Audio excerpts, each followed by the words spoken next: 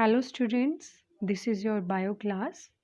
In this video, we are going to discuss the first chapter of 11th class, that is the living world. So students, let's first familiarize with the basic question, what is life? Students अगर हम बात करें कि life क्या है तो इसके अंदर हमारे बेसिकली दो क्वेश्चंस यहाँ इंक्लूड होते हैं। फर्स्ट क्वेश्चन एक टेक्निकल क्वेश्चन है जिसमें हम बात करते हैं कि what living is as suppose to the non living, और जो सेकंड है बच्चों वो एक फिलोसफिकल क्वेश्चन है जिसमें हम बात करते हैं what the purpose of life is. So as scientist we shall not attempt answering the second question, we will try to reflect on only what is living. अगर हम बेसिकली बात करें कि लिविंग और नॉन लिविंग होते क्या है या नॉन लिविंग और लिविंग थिंग्स में डिफरेंसेस क्या है, तो अभी तक आपने बेसिक से कुछ चीज़ें या डिफरेंसेस पढ़े होंगे लिविंग थिंग्स में और नॉन लिविंग थिंग्स में। इस चैप्टर में बच्चों हम ये डिफरेंसेस नहीं पढ़ने वाले। इस चैप्टर में हम पढ़ेंगे लिविंग और नॉन लिविंग थिंग्स में जो बायोलॉजिकल डिफरेंसेस हमारे आते हैं उनके बारे में। अगर हम बात करें बायोलॉजिकली तो जो लाइफ है वो एक यूनिक और कॉम्प्लेक्स ऑर्गेनाइजेशन है बच्चों मॉलिक्यूल्स की, जो एक्सप्रेस करती है केमिकल रिएक्शंस को, और ये केमिकल रिएक्शंस फर्दर लीड करती हैं लिविंग ऑर्गेनिजम्स की ग्रोथ में, डेवलपमेंट में। बच्चों अगर हम यहाँ बात करें ग्रोथ और डेवलपमेंट क्या है तो आपको दोनों वर्ड सिमिलर लगते होंगे, लेकिन इनमें एक बेसिक सा डिफरेंस होता है कि ग्रोथ लाइफ टाइम नहीं आपकी प्रोसीड करेगी एक पर्टिकुलर टाइम तक। आपका जैसे अगर हम कहें कि ह्यूमन बॉडी है एक पर्टिकुलर साइज अटेन करती है, सेम एज इट इज़ अगर हम बात करें डेवलपमेंट की तो डेवलपमेंट ह्यूमन नेचर में है, या हम कह सकते हैं कि मेंटली डेवलपमेंट है, ये लाइफ टाइम प्रोसीड करती है और इसमें ऐसा नहीं होता। तो ये बेसिक डिफरेंसेस हैं ग्रोथ एंड डेवलपमेंट में। और रिस्पॉन्सिवनेस यानी कि एक्सटर्नल स्टिमुलाई के लिए लिविंग ऑर्गेनिज्म रिस्पॉन्ड करते हैं, वो किस एनवायरनमेंट में अडेप्ट कर पाती हैं या नहीं कर सकते, और रिप्रोडक्शन। तो ये कुछ बेसिक सी कैरेक्टरिस्टिक्स हैं जो लिविंग एंटिटीज़ और नॉन लिविंग एंटिटीज़ में बायोलॉजिकली डिफरेंसेस क्रिएट करती हैं। अगर हम कहें कि जो भी ऑब्जेक्ट्स जिनके अंदर ग्रोथ, डेवलपमेंट और रिप्रोडक्शन, रेस्पायरेशन, रिस्पॉन्सिवनेस और कुछ इसी तरह की अदर कैरेक्टरिस्टिक्स प्रेजेंट होंगी उन्हीं को हम लिविंग बींग्स की कैटेगरी में रखेंगे। तो बच्चों इस वीडियो में हम सबसे पहले कुछ यूनिक फीचर्स की बात करेंगे जो लिविंग ऑर्गेनिजम्स में प्रेजेंट है, वो जो स्पेशली बायोलॉजिकली एक डिफरेंस क्रिएट करेंगे लिविंग एंटिटीज से नॉन लिविंग एंटिटीज़ में। तो जो हमारा पहला पॉइंट है यहाँ पर वो है growth. As we all know living organisms grow in mass and number, और जो ये ग्रोथ है बच्चों ये मल्टी सेलुलर ऑर्गेनिज्म में उनके मास जो मास इंक्रीज हो रहा है या नंबर इंक्रीज हो रहा है वो सेल डिवीज़न की वजह से। मल्टी सेलुलर ऑर्गेनिजम्स में सेल डिवीज़न की वजह से ग्रोथ हो रही है। सेम एज इट इज़ अगर हम प्लांट ग्रोथ की बात करें तो प्लांट्स में ये ग्रोथ मैरिस्टमेटिक एरिया की वजह से। मैरिस्टमेटिक एरिया बच्चों आपने 11th क्लास में हम आगे पढ़ेंगे प्लांट फिजियोलॉजी में, बाकी आपने 9th क्लास में पढ़ा होगा कि जो प्लांट होता है प्लांट की टिप्स पे मेनली मैरिस्टमेटिक टिश्यूज़ प्रेजेंट होते हैं जो सेल डिवीज़न का फंक्शन परफॉर्म करती हैं और प्लांट की ग्रोथ में हेल्प करते हैं। सेम एज इट इज़ बच्चों अगर हम बात करें एनिमल्स में तो एनिमल्स में भी एक सर्टेन एज तक ग्रोथ प्रेजेंट होती है, और as it is unicellular organisms में भी सेल डिवीज़न के थ्रू ग्रोथ होगी। तो इस तरीके से बच्चों लिविंग ऑर्गेनिजम्स इंटरनल ग्रोथ भी शो करते हैं बहुत सारे मटेरियल्स की वजह से और न्यू सेल्स की फॉर्मेशन की वजह से। लेकिन नॉन लिविंग ऑर्गेनिजम्स में जैसे माउंटेन्स हैं, बॉल्डर्स हैं, क्रिस्टल्स हैं, इन सभी में इस तरह की ग्रोथ होती है, लेकिन वो सेल डिवीज़न या ऐसे किसी फंक्शन की वजह से नहीं, वो सिर्फ सिमिलर मटेरियल अगर उनमें ऐड होता है उनकी आउटर सरफेस पर तो सिर्फ इस वजह से। तो आपको ये नहीं यहाँ पर कहना है कि नॉन लिविंग ऑर्गेनिजम्स में भी ग्रोथ हो रही है, नहीं, ये नेचुरल ग्रोथ नहीं है नॉन लिविंग ऑर्गेनिजम्स में, इसीलिए हम इसको इस बायोलॉजिकल डिफरेंस से डिफ्रेंशिएट कर सकते हैं। इस पिक्चर में आप देख सकते हो अच्छे से ग्रोथ का जो फंक्शन है, ग्रोथ इस तरह से प्रोसीड कर रही है one level to another level, same as it is growth इस तरह से ह्यूमन नेचर में प्रोसीड करती है ह्यूमन बॉडी में। और ये भी एक पिक्चर है जो कहीं ना कहीं ह्यूमन बींग्स में ग्रोथ को रिप्रेजेंट करती है, लिविंग ऑर्गेनिजम्स में ग्रोथ को रिप्रेजेंट करती है। अगर बच्चों हम बात करें सेकंड यूनिक फीचर की, तो ये भी काफ़ी इम्पॉर्टेंट है, जो है रिप्रोडक्शन। रिप्रोडक्शन भी बच्चों अगर हम कहें बेसिकली ये टर्म क्या है, तो रिप्रोडक्शन का मतलब ये होता है कि formation of new individuals of similar kind, यानी कि एक ही तरह के न्यू इंडिविजुअल्स की फॉर्मेशन होना। हाँ बच्चों, अगर हम कहें कि reproduction is not essential for survival of individuals, मतलब कि अगर बेसिकली हम कहें कि ऐसा नहीं है कि रिप्रोडक्शन सर्वाइवल के लिए ही असेंशियल है। इनफैक्ट ये पॉपुलेशन के परपेचुएशन के लिए भी इम्पॉर्टेंट है। कहीं न कहीं जो सेक्सुअल रिप्रोडक्शन है, ये आप पहले पढ़ा भी होगा आपने इसके बारे में, कि सेक्सुअल रिप्रोडक्शन में 2 पेरेंट्स इन्वॉल्व होते हैं और सिमिलर काइंड के या मोर और लेस सिमिलर काइंड के इंडिविजुअल्स प्रोड्यूस होते हैं। जबकि एसेक्सुअल रिप्रोडक्शन में सिंगल पेरेंट ही इन्वॉल्व होगा और जो इंडिविजुअल है बच्चों, वो एज़ इट इज़ अपने पेरेंट्स की कॉपी होता है। जिसकी वजह से हम एक टर्म होती है क्लोन, क्लोन भी हम यूज़ करते हैं कई बार। क्लोन का मतलब होता है जब आइडेंटिकल जेनेटिकली और मॉर्फोलॉजिकली दोनों तरह से इंडिविजुअल अपने पेरेंट्स से आइडेंटिकल हो। अगर हम कहें कि सेक्सुअल रिप्रोडक्शन में के जो टाइप्स हैं वो आपने 9th क्लास में पढ़े होंगे या 10th में भी आपने जो life process sorry how do organisms reproduce एक चैप्टर आता है उसमें पढ़ा होगा। फिजन है, फर्मेंटेशन, रीजनरेशन, वेजिटेटिव प्रोपेगेशन, ये सब इसके अंदर इंक्लूड होंगे सेक्सुअल रिप्रोडक्शन में। अगर हम बात करें यूनिसेलुलर ऑर्गेनिजम्स की, तो ग्रोथ और रिप्रोडक्शन यहाँ पर बच्चों सिनोनिम्स है, यानी कि कहीं ना कहीं ग्रोथ और रिप्रोडक्शन में सिमिलैरिटीज देखने को मिलती हैं। बहुत सारे ऑर्गेनिजम्स हैं, म्यूल्स है, स्टेराइल वर्कर बीज हैं, इनफर्टाइल ह्यूमन कपल्स हैं, ये रिप्रोड्यूस नहीं करते।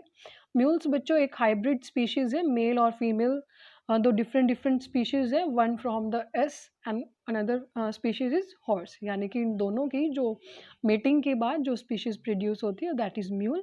अगर हम यहाँ बात करें स्टेराइल टर्म की, तो स्टेराइल का मतलब होता है बच्चों वो ऑर्गेनिज्म जो न्यू इंडिविजुअल्स को की फॉर्मेशन में कैपेबल नहीं है, प्रोड्यूस करने में कैपेबल नहीं है, और only fertile, I am not talking about infertile, I am talking about only fertile. तो फर्टाइल का मतलब होता है कि जो ऑर्गेनिज्म कैपेबल हो न्यू इंडिविजुअल्स को प्रोड्यूस करने में, फॉर्मेशन में। तो यहाँ बात की गई है कि बहुत सारे ऑर्गेनिजम्स हैं जो कैपेबल नहीं होते ह्यूमन बींग्स के लिए, हम स्टेराइल कपल या इनफर्टाइल कपल बोल सकते हैं। तो इस तरीके से बच्चों रिप्रोडक्शन के अंदर ओवरऑल अगर हम कहें तो रिप्रोडक्शन भी एक इतनी इम्पॉर्टेंट कैरेक्टरिस्टिक्स है जो नॉन लिविंग ऑब्जेक्ट में देखने को नहीं मिलती, क्योंकि नॉन लिविंग ऑब्जेक्ट्स में रिप्रोडक्शन की या रेप्लिकेशन की पावर नहीं होती है। तो बच्चों आगे हम बात करते हैं, जो थर्ड कैरेक्टरिस्टिक है हमारी दैट इज़ मेटाबॉलिज्म। मेटाबॉलिज्म का अगर हम सिंपली मतलब कहें कि क्या होता है, तो जितनी भी तरह की हमारी बॉडी में केमिकल रिएक्शंस होती हैं, all type of या sum total of all types of chemical reactions occurring in an individual due to specific interaction amongst different types of molecules, यानी कि एक ऑर्गेनिज्म के अंदर बहुत सारे डिफरेंट डिफरेंट मॉलिक्यूल्स के बीच में इंट्रैक्शन से जितनी भी केमिकल रिएक्शंस हो रही हैं उसको हम मेटाबॉलिज्म कहेंगे। सिंपली आप ये भी कह सकते हो कि all type of chemical reactions occurring inside body, that is metabolism. अगर हम कहें कि जितनी भी एक्टिविटीज़ हैं किसी भी ऑर्गेनिज्म की, चाहे वो ग्रोथ हुआ, मूवमेंट हुआ, डेवलपमेंट है, रिप्रोडक्शन है, वो सभी की सभी किसकी वजह से होती हैं, मेटाबॉलिज्म की वजह से। यहाँ आप देख सकते हो बच्चों, मेटाबॉलिज्म हमारी बॉडी के अंदर जितने भी केमिकल रिएक्शंस, यानी कि आपने फूड को इंजेस्ट किया, आपने फूड का इंटेक किया, हमारी बॉडी को फूड की रिक्वायरमेंट क्यों होती है, as we all know ATP formation के लिए, या हम कह सकते हैं एनर्जी के लिए। तो इस तरीके से फूड को इनटेक किया, एटीपी फॉर्मेशन हुई, देन मेटाबॉलिज्म प्रोसेस शुरू हो जाएगी। जो केमिकल वेस्ट है वो रिलीज़ हो जाएगा बाहर, हमारी बॉडी से हीट प्रोड्यूस होगी, एक्सरसाइज हम करते हैं उसमें भी हमें एनर्जी की ज़रूरत पड़ती है। तो ये एक डायग्राम है जो मेटाबॉलिज्म का एक बेसिक सा कंसेप्ट रिप्रेजेंट करता है। अगर हम बात करें मेटाबॉलिज्म के टाइप्स की, तो बच्चों 2 टाइप्स होते हैं टोटल, कैटेबॉलिज्म एंड एनाबॉलिज्म। अगर मैं कहूँ कि एनाबॉलिज्म क्या है और कैटेबॉलिज्म क्या, तो एक बिल्कुल माइनर सा डिफरेंस आता है। एनाबॉलिज्म के अंदर बिल्डिंग अप रिएक्शंस होंगी और कैटेबॉलिज्म के अंदर सारी की सारी ब्रेक डाउन रिएक्शंस होंगी। ये बेसिक डिफरेंस है इनमें। एनाबॉलिज्म में चीज़ें बनेंगी जुड़कर, वो ऑर्गेनिज्म के मास में इंक्रीमेंट करेंगी, और जबकि कैटेबॉलिज्म में चीज़ों का ब्रेकडाउन होगा, जैसे रेस्पायरेशन है, डाइजेशन है, इस तरीके से। और ओवरऑल कंक्लूजन अगर हम निकालें मेटाबॉलिज्म का, तो बच्चों कोई भी non living object metabolism show नहीं करता। तो इस तरीके से हम कह सकते हैं कि ये भी एक यूनिक फीचर है लिविंग ऑर्गेनिजम्स का, लिविंग एंटिटीज का। आगे हम बात करते हैं बच्चों कॉन्शियसनेस। कॉन्शियसनेस यानी कि होश की अवस्था, अनकॉन्शियस बेहोशी की अवस्था। तो जो भी लिविंग ऑर्गेनिज्म होंगे, सभी के सभी अपने सराउंडिंग के लिए एक्सटर्नल स्टिमुलाई जो है उसके लिए अवेयर होते हैं। एक्सटर्नल स्टिमुलाई बच्चों यहाँ पर फिजिकल भी हो सकती है, केमिकल भी और बायोलॉजिकल भी। एक्सटर्नल स्टिमुलाई का मतलब क्या है कि बाहर से कोई भी जैसे आप किसी भी एक्सटर्नल चीज़ के लिए रिस्पॉन्ड करते हो। अगर हम कहें कि प्लांट्स भी क्या रिस्पॉन्ड करते हैं, तो definitely plants also responds to stimuli like light, water, gravitation, pollution etcetera. यानी कि प्लांट्स के ऊपर अफेक्ट पड़ता है लाइट की प्रेजेंस का, एब्सेंस का, वाटर की अमाउंट का, ग्रेविटेशन का, पॉल्यूशन का। तो हम कह सकते हैं कि प्लांट्स भी एक्सटर्नल चीज़ों के लिए रिस्पॉन्ड करते हैं। तो बच्चों इसमें सभी प्रोकार्योटिक से लेकर यूकार्योटिक सभी के सभी ऑर्गेनिजम्स इंक्लूड होते हैं। सभी डिफरेंट काइंड्स ऑफ स्टिमुलाई में रिस्पॉन्ड करते हैं, और ह्यूमन बींग्स ही ऐसे ओनली ऑर्गेनिज्म हम कह सकते हैं कि भाई जो अवेयर है खुद के लिए भी। तो यहाँ एक कंक्लूजन हमारा फिर निकल के आता है कि कॉन्शियसनेस ये भी एक डिफाइनिंग प्रॉपर्टी हुई लिविंग ऑर्गेनिजम्स की। अगर मैं कहूँ आपको कि ये एक पेन यहाँ पर रखा हुआ है आपके सामने, और ये पेन क्या किसी भी यहाँ पर मान लो बारिश आ रही है, या यहाँ पर कोई कुछ भी टेम्परेचर बढ़ रहा है, कम हो रहा है, इस तरीके से आई डोंट थिंक इसके ऊपर कोई इफेक्ट होगा। ये नॉन लिविंग एंटिटी है। या मान लो अगर हम बात करें कि स्टोन है, एक यहाँ पर ये स्टोन पड़ा हुआ है, तो क्या इसके ऊपर एक्सटर्नल स्टिमुलाइज का ये रिस्पॉन्ड करेगा? उसके लिए नेचुरल रिस्पॉन्स की हम बात कर रहे हैं। ऐसा नहीं है कि आप ये कहो कि हाँ इसके ऊपर अगर हम एक्सटर्नल स्टिमुलाई हम इसको अगर तोड़ने लगे तो ये टूट जाएगा, नहीं, एक नेचुरल रिस्पॉन्ड की बात की है हमने। तो बच्चों कॉन्शियसनेस भी एक डिफाइनिंग प्रॉपर्टी इस तरीके से लिविंग ऑर्गेनिजम्स की हो जाती है। अगर हम नेक्स्ट टर्म की बात करें जो है लाइफ स्पेन, तो बच्चों लाइफ स्पेन क्या होता है? बेसिकली अगर मैं आपको कहूँ कि बर्थ टाइम से लेकर किसी भी ऑर्गेनिज्म के डेथ टाइम तक जो ये ड्यूरेशन है बीच की, इसको हम कहते हैं लाइफ स्पैन। यानी कि यहाँ आप देख सकते हैं every living organism has a definite life span of birth, growth, maturity, senescence and death. तो इस तरीके से हाँ, अगर यहाँ हम लाइफ स्पैन देखें कुछ ऑर्गेनिजम्स का तो एलिफेंट का गिवन है 60 टू 90 ईयर्स लाइफ स्पैन होता है। रोज़ है, बटरफ्लाई है, डॉग है, क्रो है। इसमें अगर हम बात करें कि जो काफ़ी इम्पोर्टेंट है, जो आपको करने चाहिए अच्छे से मेमोराइज। वैसे तो एक बार सभी की रीडिंग ले लेना, सभी को पढ़ लेना, सभी इम्पोर्टेंट है। लेकिन जैसे पैरट है 140 years, fruit fly, banyan tree, ये काफ़ी इंपॉर्टेंट है इनके लाइफ स्पेन, तो इसको आप एक बार अच्छे से कर लेना। यहाँ स्टूडेंट्स हमारा एक पॉइंट रह जाता है, हाँ, living organisms are therefore self replicating, evolving and self regulatory interactive systems capable of responding to external stimuli. यानी कि ओवरऑल कंक्लूजन है कि लिविंग ऑर्गेनिजम्स में सेल्फ रेप्लिकेशन भी प्रेजेंट है, इवोल्यूशन भी, इवॉल्विंग भी मतलब हो रही है, सेल्फ रेगुलेटरी इंटरेक्टिव सिस्टम्स भी है। यानी कि अंदर ही इंट्रैक्शंस हो रही हैं मॉलिक्यूल्स की, कहीं ना कहीं वो मेटाबॉलिज्म में भी प्रोसीड करती हैं। और अगर हम बात करें कि जो ह्यूमन बींग्स वो एक्सटर्नल स्टिमुलाई को भी रिस्पॉन्ड करते हैं। तो इस तरीके से बच्चों हमारे सभी लिविंग ऑर्गेनिजम्स के लिए जो यूनिक फीचर्स थे वो कंप्लीट हो जाते हैं।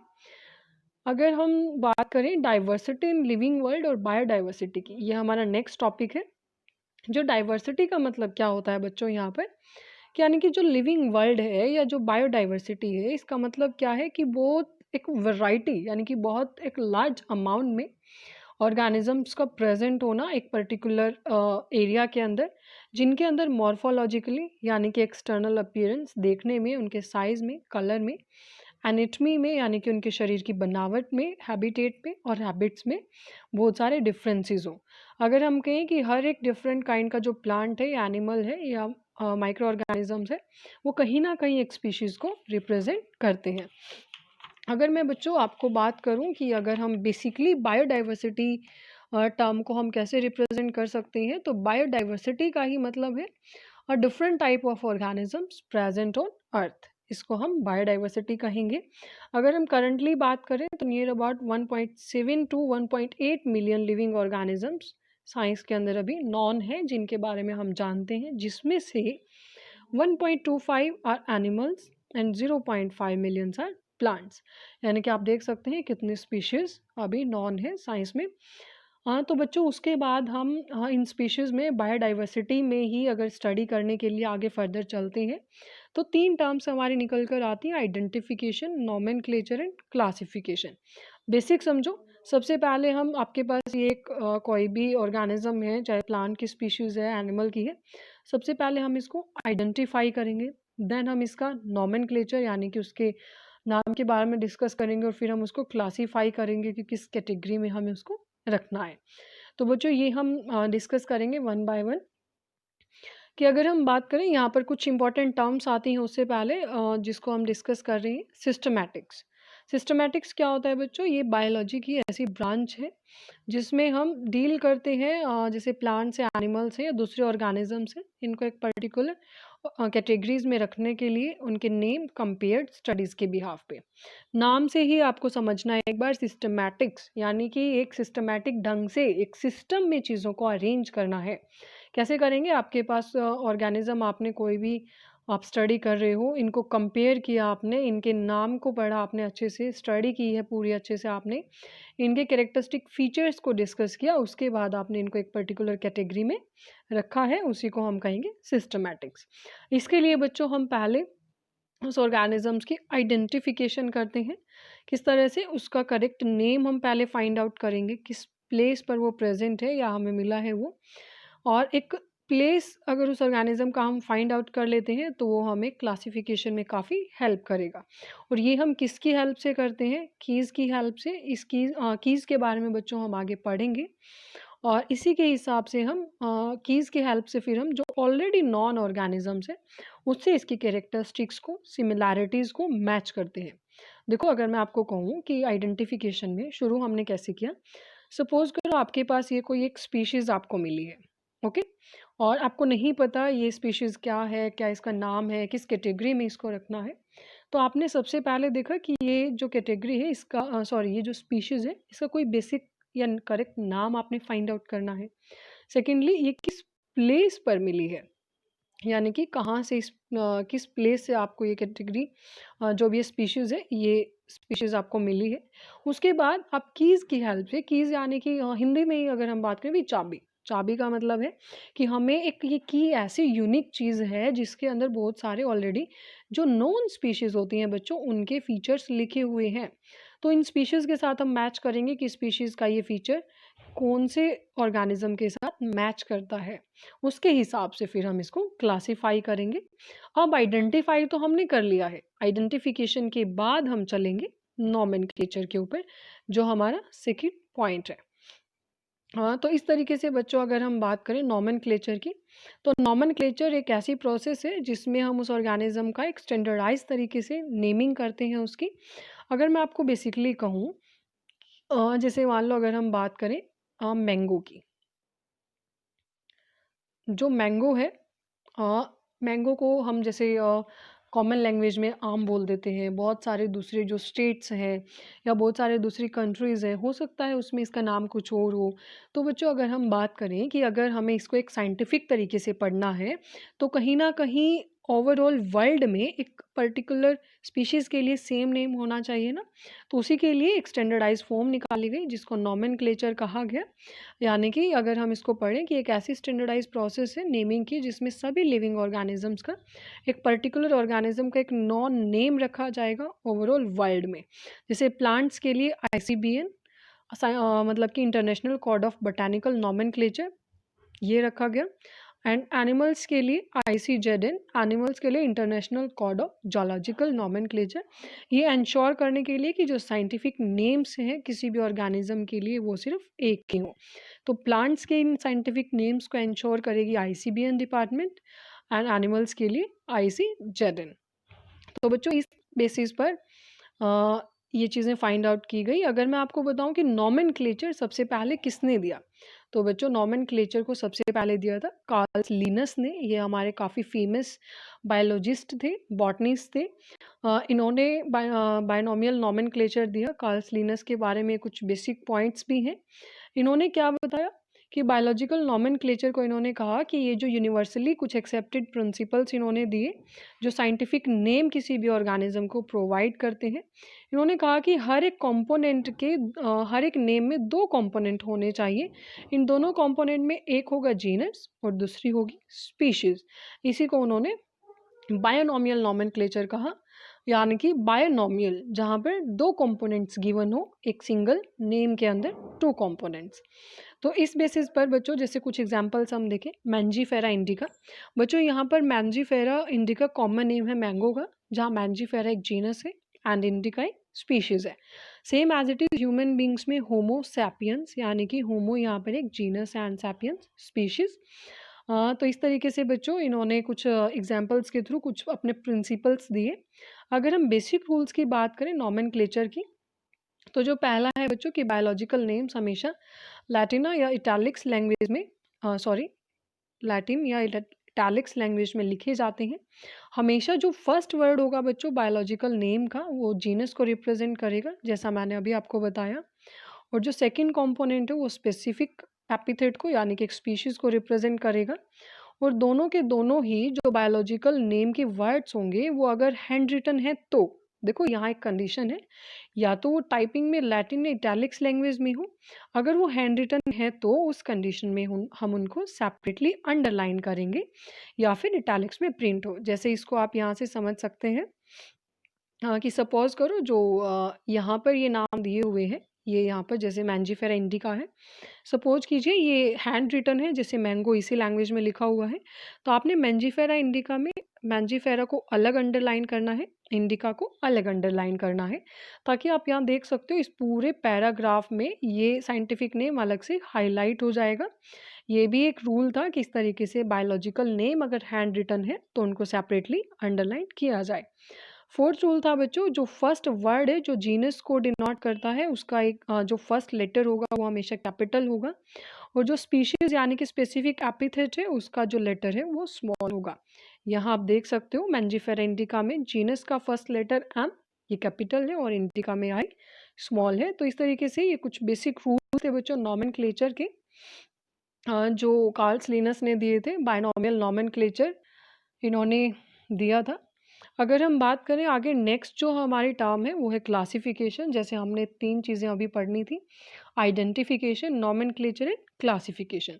तो बच्चों क्लासिफिकेशन एक ऐसी प्रोसेस है जिसमें हम किसी भी ऑर्गेनिज्म या स्पीशीज़ को हम पढ़ रहे हैं उसको हम ग्रुप्ड करते हैं, यानी कि ग्रुप में रखते हैं एक कन्वीनियंट कैटेगरीज के अकॉर्डिंग। किस बेसिस पर हम रखते हैं बच्चों, उसके कुछ ऑब्जर्वेबल कैरेक्टरिस्टिक्स के अकॉर्डिंग, जिससे क्लासिफिकेशन के थ्रू हमारी जो स्टडी ऑर्गेनिज्म की काफ़ी कन्वीनियंट या इजी हो जाती है। अगर मैं इसको आपको सिंपल शब्दों में समझाऊं तो क्लासिफिकेशन क्या है, जैसे मैंने आपको कहा था कि सपोज करो आपको ये एक अननोन स्पीशीज़ मिली है और आपके पास ये की का मतलब है कि इसके अंदर कुछ फीचर्स ऑलरेडी लिखे होते हैं, कुछ नॉन फीचर्स। तो बच्चों अगर मैं कहूँ कि अलग अलग स्पीशीज़ के यहाँ पर फीचर्स गिवन है इस पेज पर, अलग अलग स्पीशीज़ के, तो आपने क्या करना है, इनको मैच करना है सभी से ऐसे। और आप देखते हैं कि ये सभी ऑलमोस्ट फीचर्स, सभी के सभी फीचर्स इसके किसी एक पर्टिकुलर स्पीशीज़ से मैच हो जाते हैं।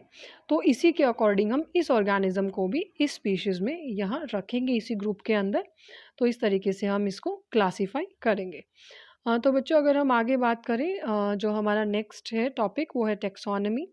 टेक्सोनमी के बारे में बच्चों हम ब्रीफली नेक्स्ट वीडियो में डिस्कस करेंगे।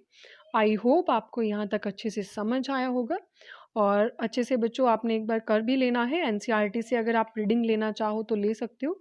वैसे ही जितने भी नोट्स के थ्रू हमने कवर अप किया ये एनसीईआरटी नोट्स ही हैं बच्चों। अगर आपको कोई प्रॉब्लम है तो वो आप ज़रूर बताएं, उसको हम दोबारा डिस्कस करेंगे। दोबारा हम उसके ऊपर वीडियो के थ्रू डिस्कस करेंगे, उस टॉपिक को हम रिवाइज कर लेंगे। All the best, thank you.